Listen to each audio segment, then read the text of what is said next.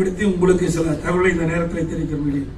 அனைத்து இந்திய அண்ணா திராவிட முன்னேற்ற கழக அரசு சிறுபான்மை மக்களுக்கு நிறைய திட்டங்களை நிறைவேற்றி தந்திருக்கோம்.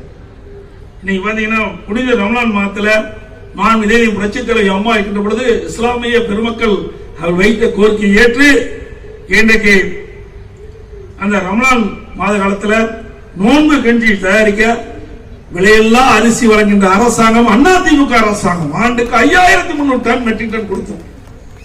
அதை இன்னைக்கு கொடுத்துட்டு தான் இருக்கிறாங்க. அதே போல 2001ஆம் ஆண்டு மாண்புமிகு புரட்சித் தலைவி அம்மாவால் துவங்கப்பட்ட இந்த தலைமையான கழக ஆட்சி திட்டம் தமிழகம் முழுவதும் நாங்கள் தொடர்ந்து நடத்தினோம். நாகூர் தர்கா சந்தனக்கூடு திருவிழாவிற்கு தேவைப்படும் சந்தன கட்டைகளை விலையில்லாமல் கொடுக்கின்ற அரசு அதிமுக அரசு தான். 2018 வரை ஹஜ் புனித பயணம் மேற்கொள்ள மத்திய அரசு நிதி வழங்கிட்டு வந்தது. 2019ஆம் ஆண்டு